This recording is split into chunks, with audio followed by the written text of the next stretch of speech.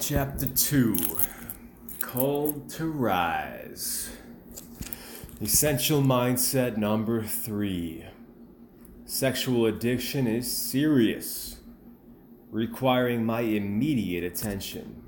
Essential mindset number 4. I will give up everything that hinders long-term recovery. Essential mindset number 5. As I recover from my sexual addiction, I will connect with a greater mission. Recovery from sexual addiction can feel impossible. For many, it is one of the hardest addictions to overcome. Several factors complicate sexual compulsivity. These include age of first exposure to sex and pornography, extremity and frequency of acting out behaviors, presence of early abuse or trauma, and underlying disorders. Sexual addicts in recovery have a disadvantage because our drug is always available. Can you imagine the challenge of abstinence if a chronic smoker had cigarettes attached to their body? Sexual addicts can find sensual images almost anywhere. Whenever we want to, we can get a good high in our own minds. We are our own pharmacy. Dr. Patrick Carnes differentiates sexual addiction from other addictions, noting how sexuality plays on all 5 of the senses.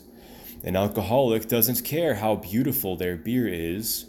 The sexual addict is attentively tuned into the visual attractiveness of their lust drug, and the other senses play their part in this sexual symphony. Of course, this also means that all 5 senses can become compelling triggers, increasing the unwelcome allure for those trying to resist temptation. Also, sexual addiction plays on powerful neurochemicals. Used repeatedly throughout time, it can be difficult to pause this pattern. At the first sign of sobriety, some go through severe withdrawal. In this excruciating state, it is really hard not to run back to familiar highs. Additionally, when sexual experiences are sought to cope with all of life's stressors, sexual addicts do not naturally know the benefits of reaching for relational soothing or other forms of healthy coping. This can result in lengthened periods of discomfort without their drug of choice. These are some of the significant reasons why sexual addiction is so challenging to overcome. What will we do? So, what will we do with this information?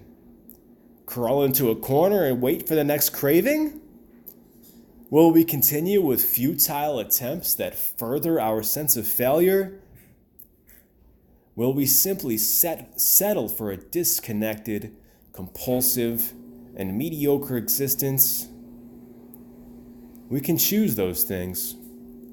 But if we do, there are unforeseen and unpredictable consequences.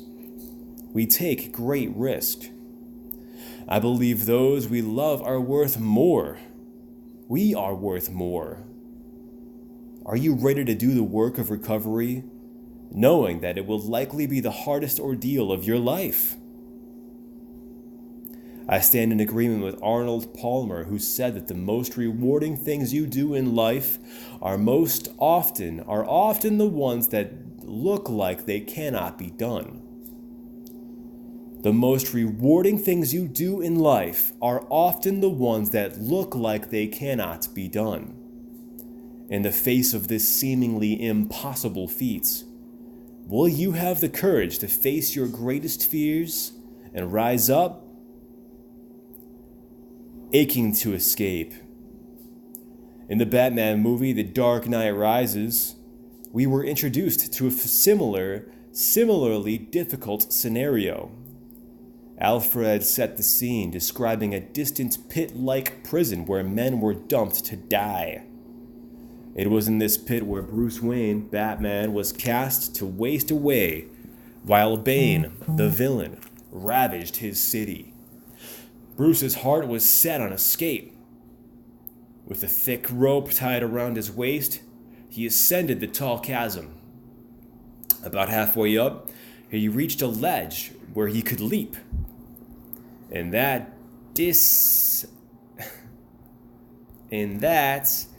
decisive moment, he flew through the air, missed the necessary handhold, then plummeted down to the painful end of his rope. Despite his dangerous descents, he kept training and trying, haunted by the historic moment when a child once successfully climbed up and out.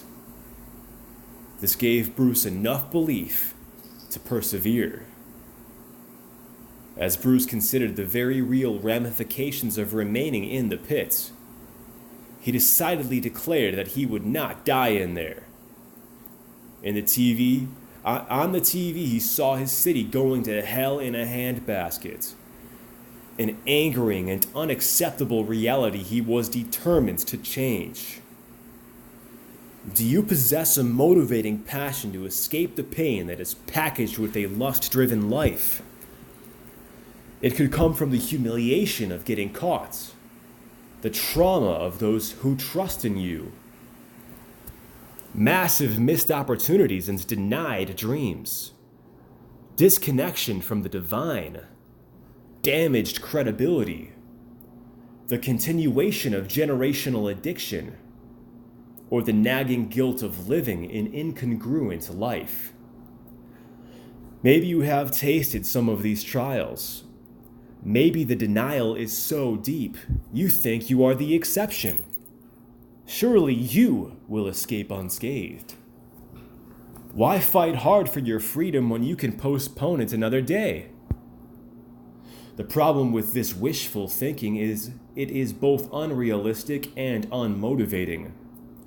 I have seen so many people deny their future destruction until it was staring them dead in the face. Rising from the pit. One day, a blind prisoner gave Bruce the key to his puzzle, taking his efforts to the next level.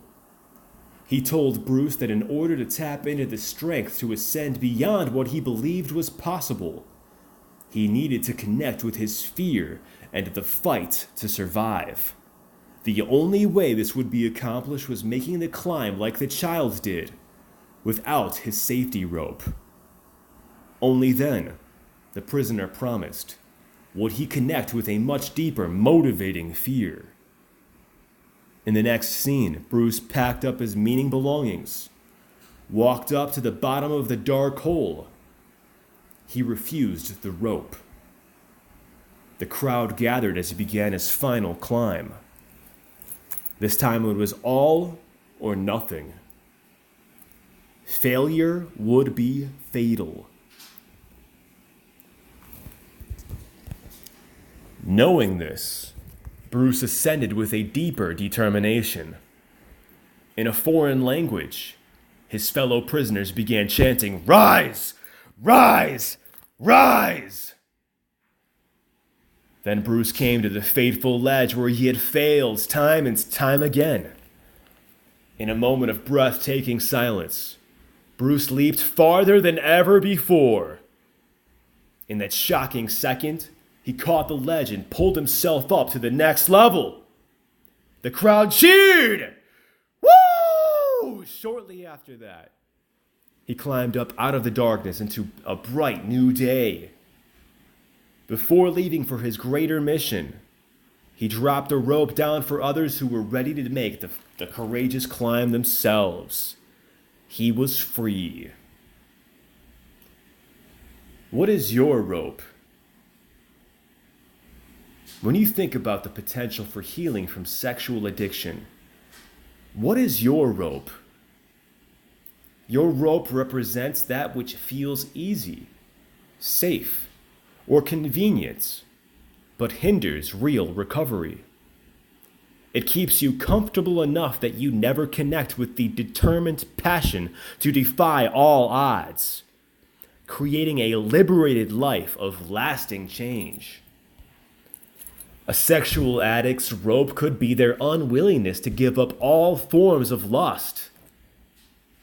This may mean an external commitment to eradicate public acting out while internally staying in a state of sensual intoxication. Another rope could be isolation. This could entail stopping addictive behavior without replacing it with healing connection. Avoidance of pain is another potential rope. This could lead someone to avoid exposing infected inner wounds to a therapist, propel a passive attitude, increase dishonesty, and the protection of shameful secrets, or weaken one's willingness to wrestle through withdrawal. All of these strategies put on the appearance of healing, but will inevitably lead to false starts and failed attempts. Without the surrender of such ropes, recovery will remain surface level. Thorough transformation will not occur. Think about it. What ropes are restricting your recovery? Write them down. Made for a mission. As you consider surrendering your restrictive ropes, imagine what meaningful mission is worth pursuing beyond your pit. I believe each of us was created to contribute. Every person has a purpose. When one of us is absent from life's arena due to disconnection and addiction, we all suffer. But when one warrior courageously climbs out of their pits, they are transformed in the process. They grow in love for others and themselves. They wish for a better world. Self-esteem is strengthened. Boldness is bolstered. Ability to rest in the hands of a higher power is restored. Faith in community comes to fruition. In such a state of mind, they are readied to make a ripple effect. Rising from the pit, they are prepared to meet their greatest potential. If you were free to fulfill your highest purpose, what would you pursue? Meditate on your mission. Allow future adventures to fuel present resolve. Imagining the freedom of the future, I believe you will find the courage to make the climb of your life. It is true that recovery from sexual addiction is painfully difficult. But Bruce Wayne will tell you that leaving behind the comforts of the rope to re-engage in the adventure is both honorable and heroic. As you look up and begin placing one hand over another, those of us who have climbed and conquered are cheering you on. Collectively, we call out, rise, rise, rise. You can do this. This is the steep path of least regrets, a path to be proud of. This is the courageous climb up to life after lust.